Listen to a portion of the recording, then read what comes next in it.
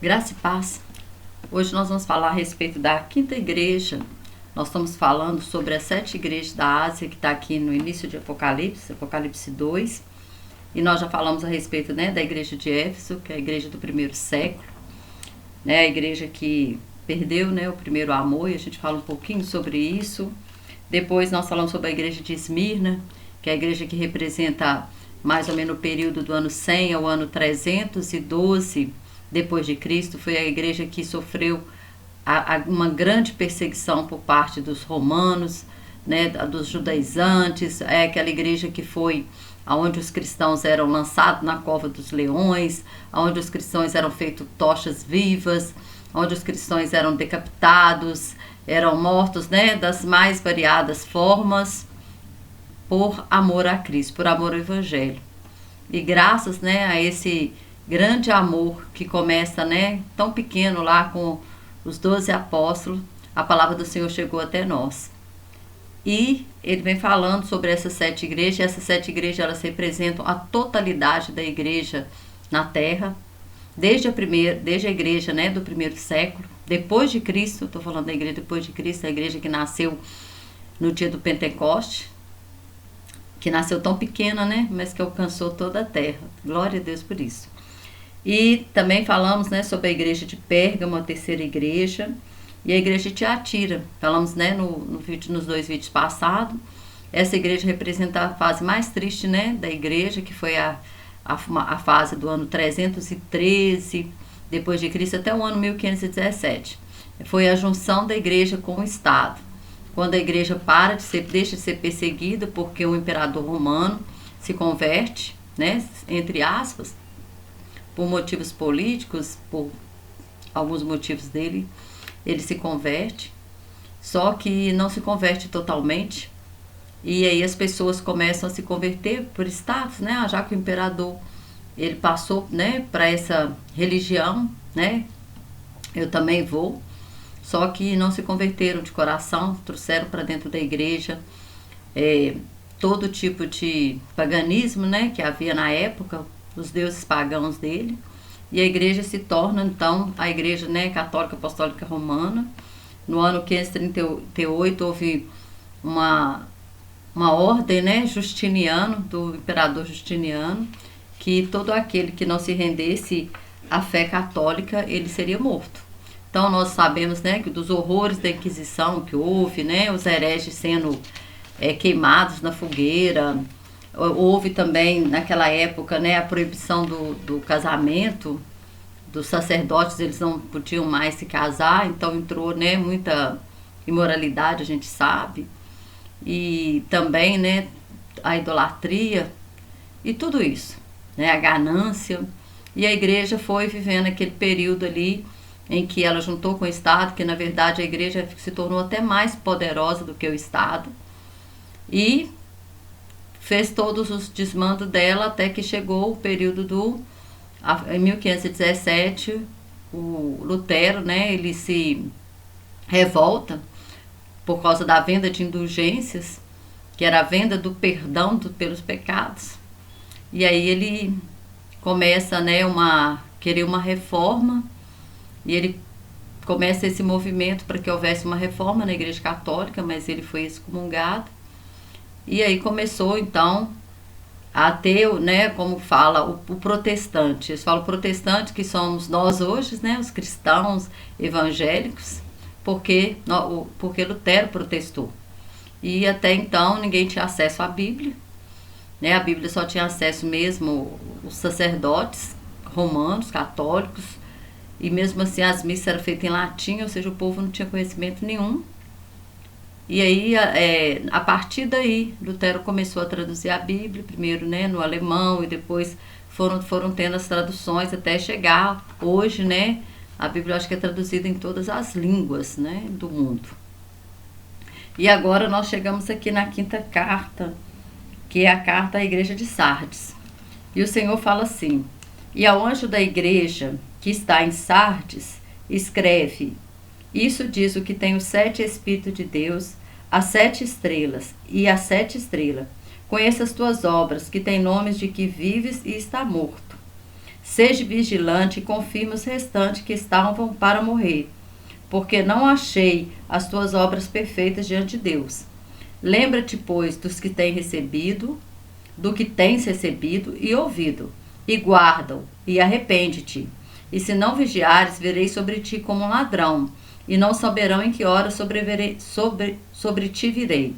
Mas também tenho em Sardes algumas pessoas que não contaminaram suas vestes, e comigo andarão de branco, porquanto são dignas disso. O que vencer será vestido de vestes brancas, e de maneira nenhuma riscarei o seu nome do livro da vida. E confessarei o seu nome diante de meu Pai e diante dos seus anjos. Quem tem ouvido, ouça o que o Espírito diz às igrejas. Aqui o Senhor Jesus faz um alerta, né? Muito sério.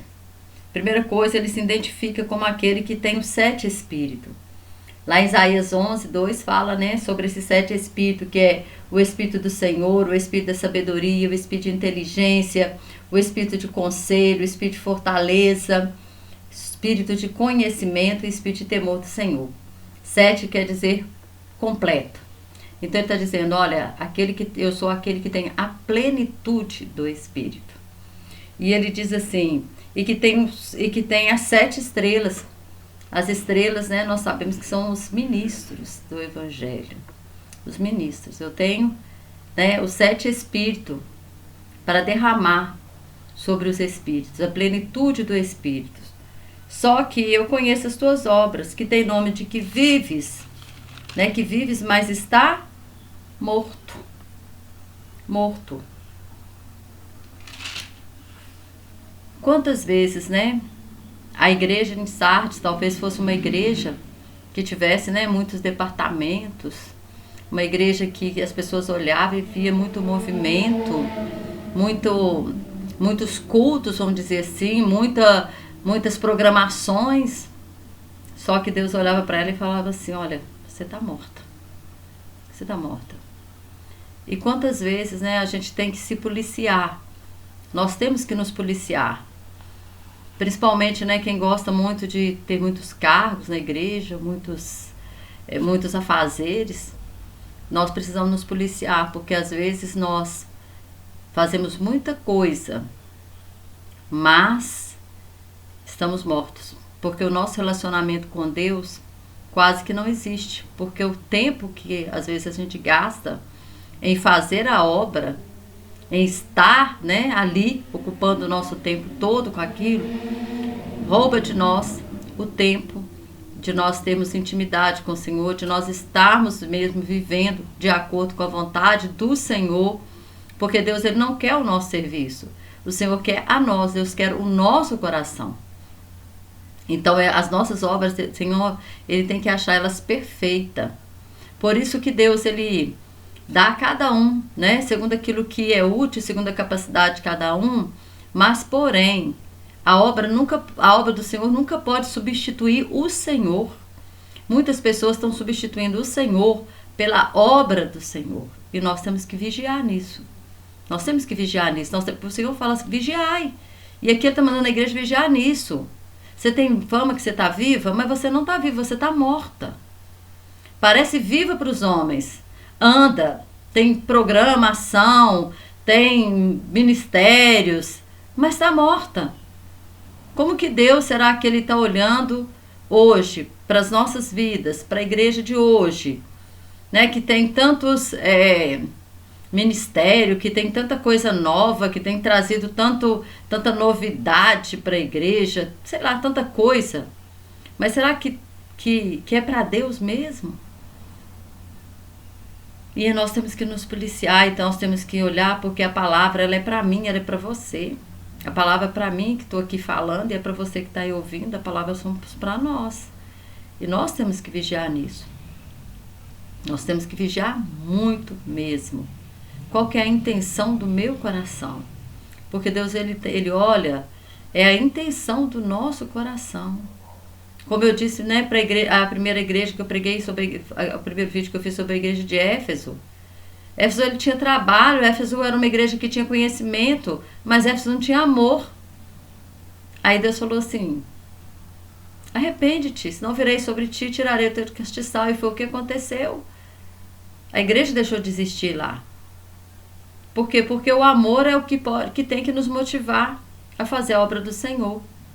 Mas nós não podemos jamais deixar a obra do Senhor ocupar o lugar do Senhor no nosso coração, na nossa vida. Nunca pode, porque senão vai parecer que estamos vivos, mas na verdade estamos mortos. É isso que o Senhor está dizendo para essa igreja. Olha, você tem fama de que vives. Ela tinha fama, né? Que ela estava viva, ativa, mas ela estava morta.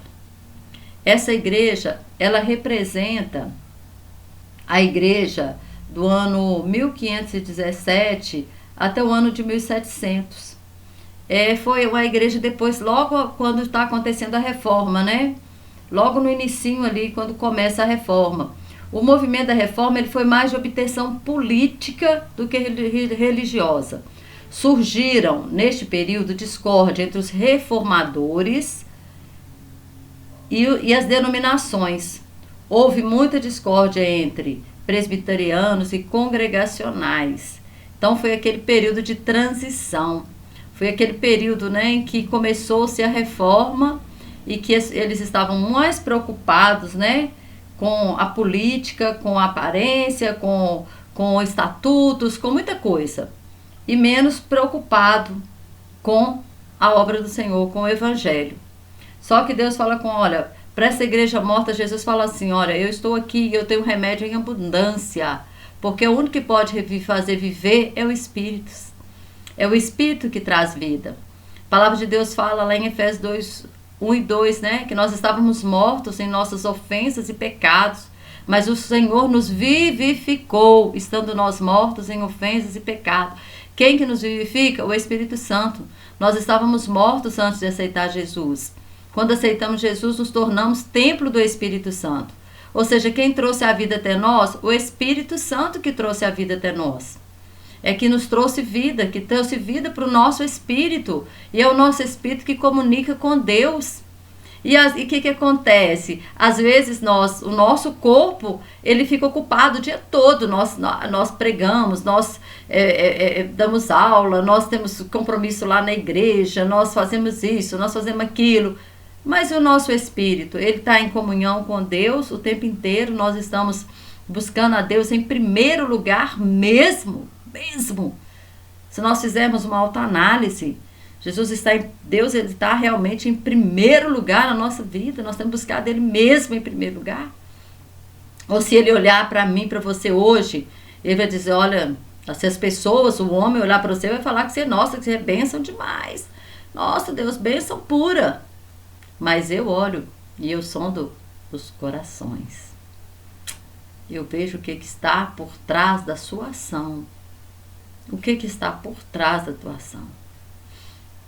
Hoje nós vemos igrejas, né, que a gente vê que hoje as pessoas procuram muito famas, status, títulos, qualquer coisinha tem que postar, tem que aparecer, tem que... E aí? Porque qual que é a motivação sua? Qual que é a nossa motivação? Né? Deus está nos alertando hoje. Deus me alertou muito através dessa igreja aqui. Por quê? Porque o ser usado não significa ser aprovado. Quando eu ouvi essa frase, eu me impactei muito. Tem muitos anos. E olha, tem muitos anos. E desde lá eu tento me policiar o máximo que eu posso. Quem estava pregando foi o Leonardo Genaro, filho do Antônio Genaro. Ele pregou isso e ele falava assim, ser usado, eu gravei isso, ser usado não significa ser aprovado. A palavra de Deus fala, quem que é o servo que é aprovado? Aquele que maneja bem a palavra da verdade, que não tem do que se envergonhar. Quantas vezes, será que nós temos alguma coisa para nos envergonhar? Será que tem alguma coisa no nosso testemunho que nós precisamos esconder? Porque aquilo que a gente tem vergonha, a gente esconde.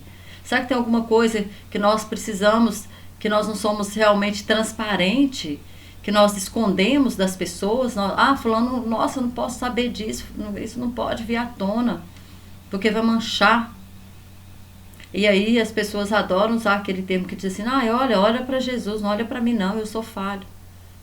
Paulo também era falho. E ele falou assim, olha, sede meus imitadores, como eu sou de Cristo.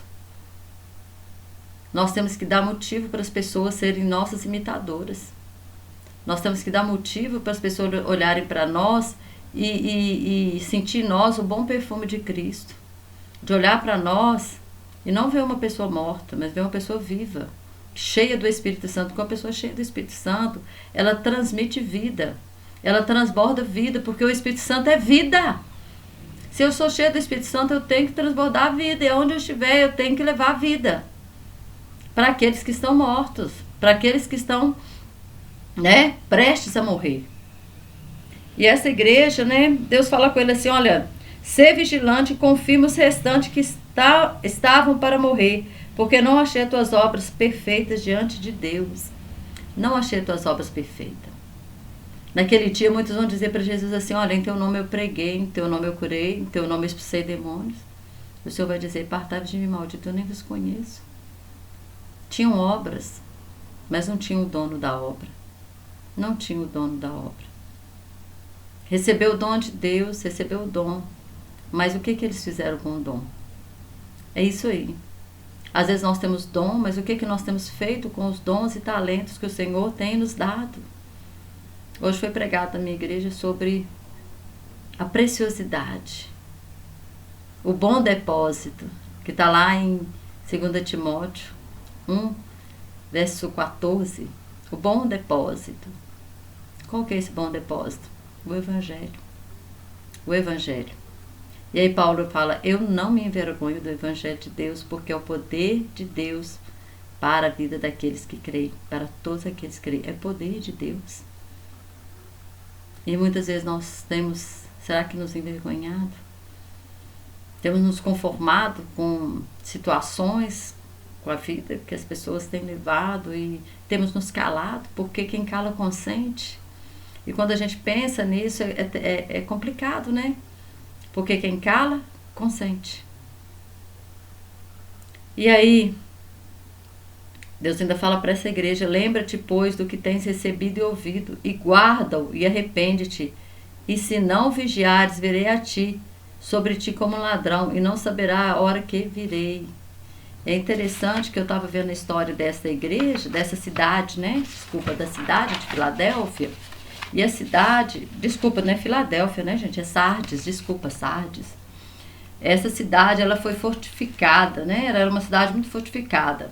Ela sentava-se sobre um monte íngreme e difícil de se acessar. Então, ela era fortificada naturalmente sobre uma montanha, pela uma montanha. Somente havia um ponto de acesso, que era um corredor estreito, mas esse corredor também era fortificado. Então, a cidade era, de fato, quase que intransponível, porque ela era edificada no alto de uma montanha íngreme. Essa própria montanha, né, ela era cercada por outras montanhas, e havia o quê? Um corredor que dava acesso a ela, mas esse corredor também era fortificado, certamente era vigiado, né, porque havia os sentinelas naquela época, né. E o que acontece? Ela achava que ela nunca, era quase intransponível. Mas a cidade acabou sendo atacada noturna. Teve um ataque noturno, furtivamente, por habilidosos escaladores que encontraram uma brecha na encosta da pedra. Às vezes nós achamos que nós somos aquela Coca-Cola toda. Mas se o inimigo encontrar em nós uma brecha que seja, uma pequena brecha, como esses habilidosos escaladores, né? Eles escalaram a montanha, encontraram uma brecha dentro da rocha e conseguiram invadir a cidade. Assim, a mesma coisa que o inimigo faz. Ele é habilidoso, ele é ardiloso, ele é cheio de estratégias, e às vezes uma pequena brecha ele encontra e destrói tudo. E essa cidade, então, ela sabia bem o que era vir, né, sobre ela um ladrão à noite. Sobre ti virei como ladrão, e não saberás a hora que sobre ti virei. O Senhor está falando para essa igreja. Então o Senhor estava aqui dando um aviso. E essa igreja, então, ela representa aquela igreja depois da reforma, como eu acabei de falar. E a preocupação deles foi mais política, a preocupação deles foi mais em questão de brigas denominacionais entre congregacionais, presbiterianos, e foi aquela confusão, e o evangelho mesmo foi ficando. Foi ficando. E a evangelização no mundial mesmo, ela começa, a evangelização novamente começa de verdade a partir do ano 1750. Nós vamos falar isso no próximo vídeo, ok? E aí o Senhor fala, não achei tuas obras perfeitas. Então Deus precisa achar em nós, né? Aí ele fala assim, perfeição, por quê? Porque ele fala assim, o que vencer será vestido de vestes brancas. Vestes brancas significa santidade, pureza e perfeição. E perfeição. Lá em Eclesiastes fala assim que em todo tempo sejam alvas as vossas vestes. Ou seja, em todo tempo as nossas vestes têm que ser branca. Em todo tempo. E nunca falte o óleo sobre a sua cabeça. Ou seja, em todo tempo, ande em santidade, viva em santidade, porque nós não sabemos a que hora o Senhor vem. Ou a que hora nós podemos falecer. E eu acredito que aquele que ama o Senhor, ele nem está preocupado, sabe? Que hora que ele vai falecer, quando que o Senhor vem, porque nós amamos o Senhor de uma maneira tal que nós queremos viver todos os dias da nossa vida em santidade. Em santidade, sem se importar, né, com o tempo. Mas saber que em qualquer tempo, como diz lá, em qualquer tempo, em todo tempo, não preocupar assim, eu tenho que estar santa agora porque eu não sei se eu posso morrer amanhã, eu tenho que estar santa agora porque eu não sei se a igreja, se Jesus vem hoje ou amanhã. Não, eu tenho que estar santa porque o meu Deus é santo. E para eu ver o meu Deus, para eu viver, para eu entrar na intimidade do meu Deus, eu tenho que ter santidade. Porque sem santificação ninguém verá o Senhor. Isaías fala que o caminho é santo e o ímpio não passará por ele. Não tem como entrar no caminho, entrar na presença do Senhor sem santidade. Mas Deus faz uma promessa, olha. Mas também tem sardes algumas pessoas que não se contaminaram. Não contaminaram suas vestes, comigo andarão de branco, porquanto são dignas disso. Bom, Enoque viveu numa época em que nem... Fala que ele foi a única pessoa que andou no caminho do Senhor antes do dilúvio. E ele foi o quê? Arrebatado. Noé, Deus olhou para a nação, para toda a terra, achou apenas Noé. Ou seja, no mundo contaminado, havia uma pessoa que não se contaminou. Será que nós estamos contaminando o mundo ou nós estamos sendo contaminados pelo mundo? Será como que nós estamos vivendo? Sendo contaminados ou contaminando? Contaminando com Jesus, contaminando com o cheiro suave de Cristo, contaminando com a presença do Senhor, ou sendo contaminados? É muito sério isso, é muito sério, porque Deus, ele está vendo. O homem pode não estar vendo, o pastor da igreja pode não estar vendo, mas Deus está, Deus está. E é isso que é sério. É isso que é muito sério. É isso que é muito sério. E aí ele fala, né, que o que vencer será vestido de vestes brancas e de maneira nenhuma riscarei o seu nome do livro da vida. E confessarei o seu nome diante de meu Pai e diante dos seus anjos. Quem tem ouvido, ouça o que o Espírito diz à igreja. Nós temos ouvido, né? E que nós possamos não ter ouvidos. Todo mundo tem ouvido. Mas nem todo mundo ouve o que o Espírito diz. Espero que eu e você possamos ouvir o que o Espírito diz à igreja. E o Espírito hoje está dizendo para nós que se as nossas vestes não estão brancas, que nós precisamos branqueá-las no sangue do Cordeiro. Que nós temos que vigiar se as nossas obras não estão sendo perfeitas. Perfeita é a obra feita pelo amor. Não importa o número dela. Importa a motivação pelo qual ela tem sido feita. Porque senão você vai ter fama de que vive, mas está morto. Qual que é a motivação do nosso coração? Né? Qual que é a motivação? Mais uma vez Deus fala que a motivação tem que ser Ele. Porque Ele é amor. Se Ele é amor, a motivação sempre vai ser Ele. Ele em primeiro lugar. Ele acima de todas as outras coisas. Amém? Espero, né, ter podido podido, né, trazer até você um pouquinho de esclarecimento a respeito, né, dessas igrejas que estão aqui. Deus está nos alertando nesses últimos dias para um grande arrependimento, um grande conserto, porque fala-se tanto em avivamento, mas só avivamento quando há arrependimento, quando há quebrantamento de coração. Só há quebrantamento de coração quando há arrependimento. Não existe quebrantamento de coração sem arrependimento, não, sem conserto de vida.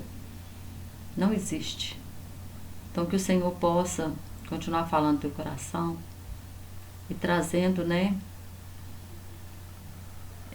esse fogo ardendo cada dia mais no nosso coração, por sermos, né, voz profética nessa geração.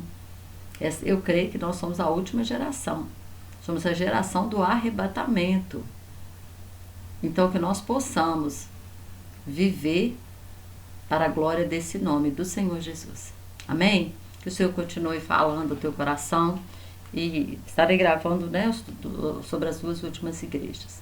Amém? Que o Senhor continue te abençoando.